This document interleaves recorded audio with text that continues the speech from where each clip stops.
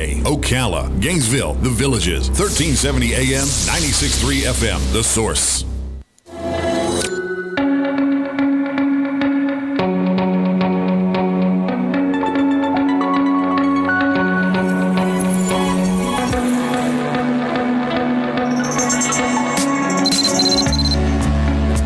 All right, 25 minutes before 11 o'clock. Really turned out to be a nice-looking Thursday morning. It was overcast just a couple hours ago now.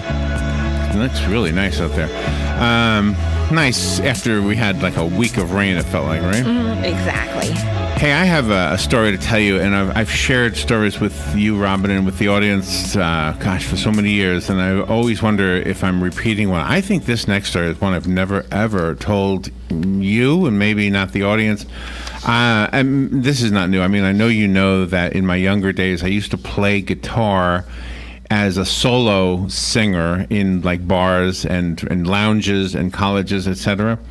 Well, I was playing a lounge in Hempstead, New York, in the Holiday Inn, and at one point I took a break, and a guy came up to me and he gave me a can of sardines, and I said, "Oh, thanks," and I really don't care for sardines, but he gave me the can of sardines. He said, "Let me tell you something." He says, "I have had the most stressful day of my life, and I came in here to calm down, and when I knew there was going to be music in here, I thought, oh no, please don't let it be that hard driving stuff," which we all love the hard driving stuff, right? But in my case, I was the Don McLean-ish kind of a guy, you know, the Paul Simon-ish kind of a guy. There you go. Not that I'm comparing myself to those two greats, but I mean, my music was soft. Anyway, so he thanked me for giving him an opportunity to just come down from this most stressful day of his life. And that was his words. And he said, "And I don't have any money." He said, "But I have a can of sardines, and I just wanted you to know." And so he tipped me with a can of sardines. But the biggest takeaway for me was being thanked. Yeah. Right? I bet. How special is it when somebody thanks you for something, you know? Especially something out of the blue like that. Diane? And genuinely. And genuinely. Yes. Thankful, not just, oh, thanks. Good point. Absolutely good point. Diana Butler Bass has taken the idea of expressing gratitude and really elevated it in a way that really maybe explains to me why I was lifted so much by that moment and why all these years later I still remember it, you know? Because there's something spiritual about being grateful, and that's grateful to each other as well as to God. I would imagine she agrees. Diana Butler Bass is an independent scholar. She teaches and preaches internationally on matters of religion and spirituality. She has taught at the college and graduate level. She was a columnist for the New York Times, and her book is called Grateful, The Transformative Power of Giving Thanks. Diana Butler, it's an honor to have you on our show, and thank you for coming on the show. See you there? Oh, well, I'm happy to be here today. I have a little bit of an allergy attack going, so I hope my voice it will be okay. Well, I hope you don't. No, I don't know how you sound without it, but you sound sexy with it, so maybe it's a good thing. Well, I think that my husband would agree with you there. Let me put your picture on there. Where are you? Where are you calling from? I live outside of Washington, D.C., and Alexandria, Virginia. So I'm across the river, across the wide Potomac, and it's a beautiful small town, and you know we're in D.C., but people here know each other, care for one another. My question, like a lot of good small towns. My question, Diana, is this: did you have a moment in your life where it suddenly hit you of the importance of gratitude? Yes, and it's what prompted the book. Is that about 3 years ago, and I was in my late 50s, I actually just turned 59, I was, a couple of different friends of mine who had been mentors passed away. One was 72 and the other one was 82. And I thought about their lives and how different they were in many ways, but that the thing that both of them shared is that they were deeply grateful people. And as I thought about that, I was reflecting on my own life and wondering, hey, I wonder what people are going to think about me in 25 or 30 years, hopefully. You know, I have that much time left. Yeah. When I pass away. And I realized that I didn't think people would bring gratefulness to their mind first. Really? Really? And why was that? Yeah. Why do you think I would imagine that most people are grateful, but maybe just don't express it. Is that accurate, do you think? Well, I think that's really what had happened to me, is that I have, for my whole life, felt grateful. When somebody gave me a gift, and I loved your story about the bar, I would feel it so deeply, it would move me. But through different things that happened, as I reached adulthood, I tell several of these stories in the book, like getting fired from my first job, and some other difficult, challenging circumstances. I really lost the capacity to connect with those feelings. And so I think that for much of my early adulthood, I just kind of didn't pay any attention to gratefulness. And that meant I didn't cultivate it, that it came around, I would feel it, but I left it sort of unattended. And that's what I began thinking about in my mid to late 50s, is, wait a second, I want this to be part of my life more deeply. And that became the moment that really spurred the writing of the book. But then I tell a lot of stories throughout the book, which were sort of moments of gratitude that I didn't pay attention to at the time, but I began to realize were quite important in retrospect. And you have a definition for being a me and being a we or an us, because that's very important also. Yeah, is that when I was working on the book, of course, this was a project where I felt like I didn't know a whole lot about it before I started writing the book, which is very different than the other 9 books that I've written.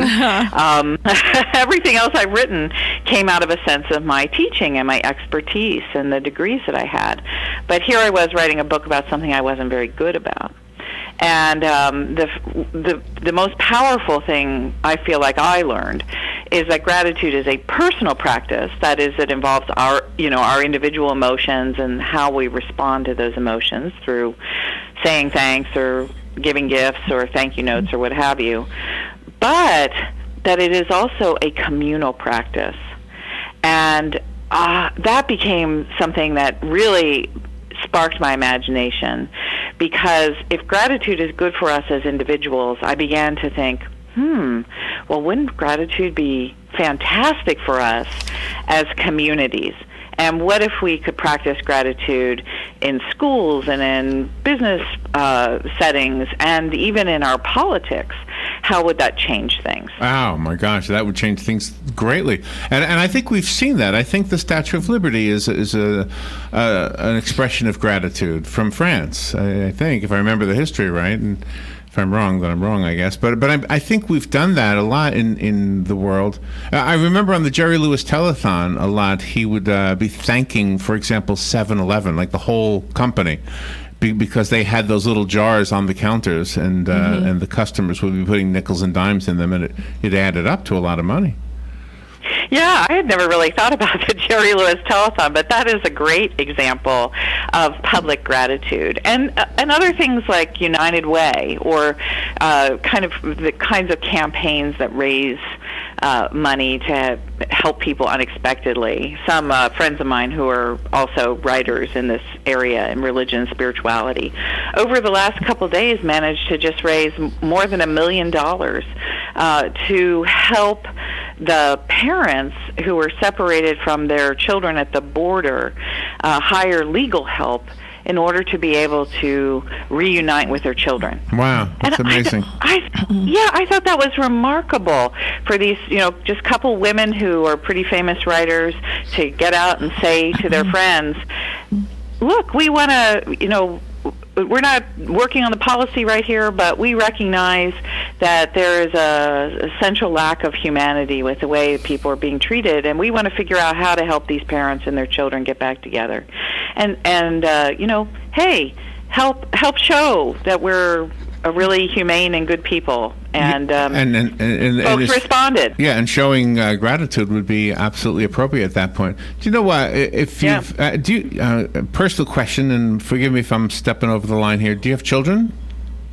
I do. I have a stepson, and I have a daughter who is in college. Are they different in ages? I mean, big difference in ages?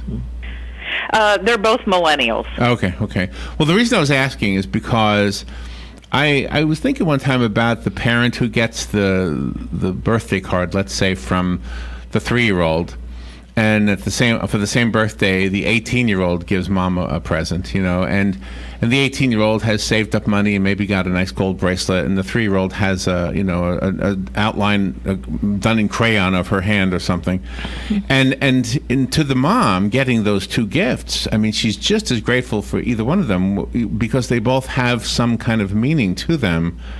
And from a spirituality perspective, I often think that God probably is just as grateful for the person who puts the penny in the plate, who can't afford anything more, as he is for the person who writes a check for $1 million. You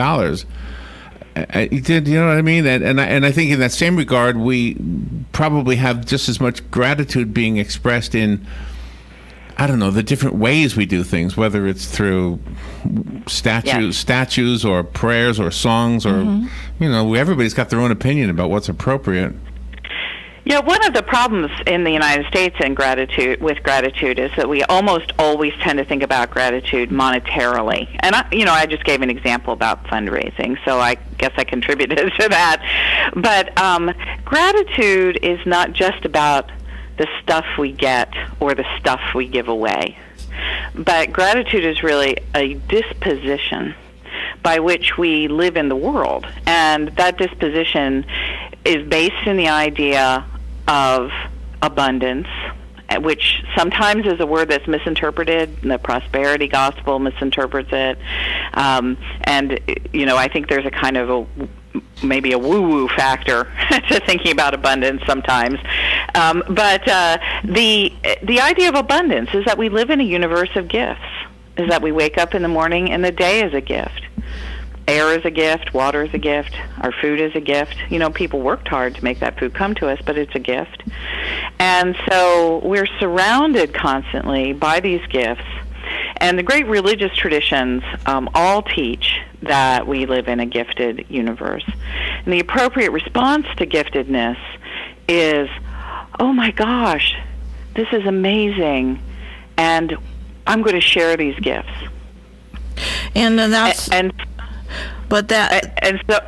Go ahead. Oh, sorry. No, go ahead. So I was going to say, and so in that way, gifts are not necessarily monetary or material stuff. They're everything from wonder and surprise and the sunrise and the love of our friends and children. And so we're surrounded by gifts all the time. And to be able to recognize that is one of the things that helps us to live better as individuals and with one another. And that's what we see in the students in our community, because when you're applying for scholarships, you have to have volunteer hours. You have to show that you're part of the community and you help people. And that's the wonderful thing about all of the service clubs in the high schools, is that they get out there and then they help others, but then they're in turn receiving credit hours for their scholarships when they go to college. Yeah, I think that there are amazing ways right now that people are taking on this disposition of life. And you ask about my kids, and I'm really proud of both of them. But my daughter, who is in college, I didn't even know she was doing this, but I found out about it just a couple months ago. Is that she's at the University of Virginia, a really hard school. She's in a hard program. There's a lot of stress. There's all kinds of expectations put on these students. And one of the things she's done to actually relieve her stress is she goes and she serves in a school that's in a disadvantaged area in Charlottesville. And she does this completely for free. And I remember her telling me, as she shared with me that she was actually doing this, she said, I just feel like I get so much from the students. And she said, most of them don't even speak English as a first language. but they are so loving, and to just play with them on the playground is a gift of joy. And I think to myself, oh my gosh, my daughter at 20, is recognizing this, and she's really explaining what gratitude is at its heart, is that ability to receive gifts no matter who they come from, and that there's no real hierarchy of gifts. The love of a little Hispanic kid who's an immigrant on a playground at a disadvantaged school is really a gift in the same way $1 million to a campaign to... Absolutely. Yeah, they're both gifts. I wondered if you could compare the two positions of gratitude. For example, you are grateful to somebody else, or somebody else is grateful to you. Like when you give gratitude, a lot of people are very grateful, as the two people you told us about earlier. How much gratitude did they get in return, and is that important? That's the interesting thing about gratitude, is that sometimes gratitude can be corrupted, and we have a term for that. We call it quid pro quo, and that is when we give a gift because we're expecting to get something in return, and that is not the best form of gratitude. That's in the book. I actually refer to that as corrupted gratitude. Gratitude is always about freedom. That is, we freely give gifts, we freely accept gifts, and we're free from the expectation that someone will even reply to those gifts. I happen to be a Christian and spent years and years, studying the New Testament and theology and all those things. There's this wonderful verse in the Gospel of Luke where Jesus says, hey, when you give a dinner, don't just invite your rich friends and your relatives because they are going to repay you, but instead you invite the poor, the blind, the crippled, etc., because they cannot repay you, and you will then be blessed. And so even Jesus, as a great spiritual teacher, talks about this idea, is that you don't give a party with the expectation of people saying thank you. Instead, you throw a party just to give away gifts, and whatever happens on the back end of that, that's up to God. But people have to be genuine in their hearts, because there are a lot of people that follow the rules and then they try to give things to others, and they do that without anything in return. And then you've got the people that don't follow the rules, and as soon as they give something, they receive accolades all over the place, which seems kind of unfair. Yeah, life can be like that. And what I always feel like is we're not supposed to live according to those things that we would call quote unquote rules, but instead just keep living into the dispositions of goodness and mercy and grace and compassion and all those things. And the chip says that we're fall where they may. And I remember when my mom was alive, she would always remind me that people's lives have a way of catching up with themselves. And that is, folks who do things for their own ends and who use people for their own advancement, eventually something happens there, that there is a correction in the universe. And I think that that's true with goodness as well. Yeah. And so I'm pretty sanguine about those kinds of things.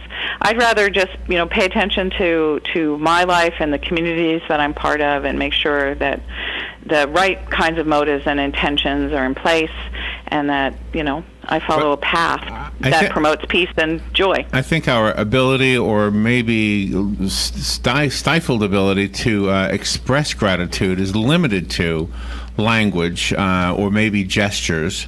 I know you wanted to steer away from money as an expression of gratitude, but there are some times, I guess, where our limited ability to express gratitude is limited to words and or money. If I go to eat someplace, for example, and the waitress is bends over backwards to help me, I know that's kind of a easy example to come up with, but you know where I'm going. The best way Right. to express gratitude is with a tip, a nice tip, and I don't know how far that goes unless you leave a note, which might actually make a bigger impact than a tip. Well, I do think that, money is a perfectly legitimate way to share gifts, because that's about provision, is that if we feel like we have enough, we can turn around out of our sense of abundance and make sure that everybody else has enough. And so that's one of the ways that happens in American culture. So I'm certainly not opposed to it. But what I worry about is it's the only way we think about gratitude.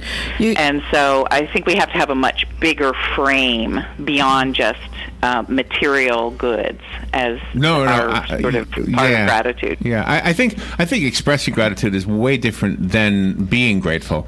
I think being grateful is easy. You not necessarily easy to come by, but it's easy to do once you rely on your ability to do it.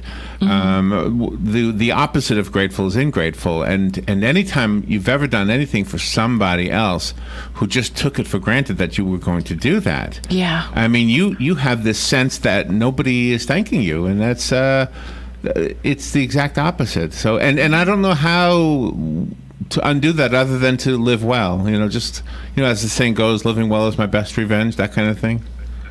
Well, I think it kind of goes back to that verse that I was just quoting, is that basically the spiritual truth that Jesus was communicating, and I've seen it in Buddhism and in Judaism as well, is that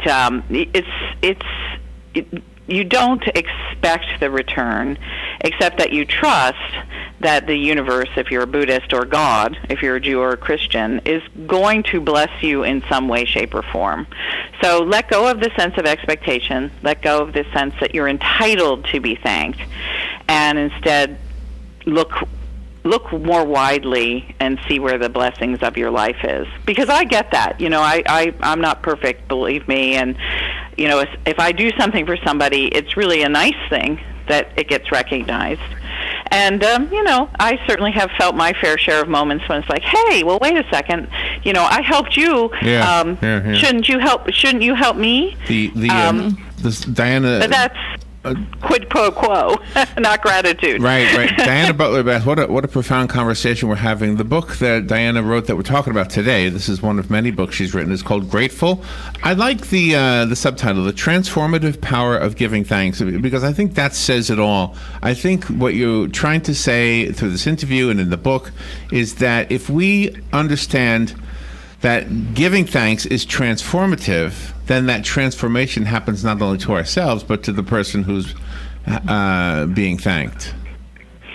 Yes, absolutely. And the further hope is that it changes the world in which we live.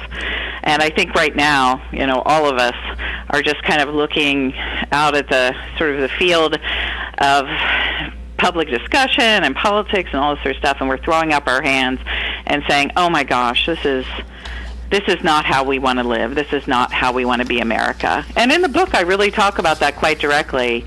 What would it mean to set a new table of Thanksgiving in our nation? Well, we definitely should be thankful for the military. I mean, obviously, we need to be thankful for the job they do to make sure we're safe, and the job they do to make sure other countries are safe. Thank you for being on the show as well. I have a copy of the book. It's called Grateful. I found it on Amazon, and you can get it there as well. But you can have the copy that was sent to us. If you call me right now, I'll leave it here for you. Diana, can you do you have a website dedicated to the book or to yourself? DianaButlerBest.com, and I'm on Facebook and Twitter. All right, very good. Diana, thank you for being on the air with us. It's been an honor. Thank you very much. I appreciate being here this morning. You're welcome. We'll be right back.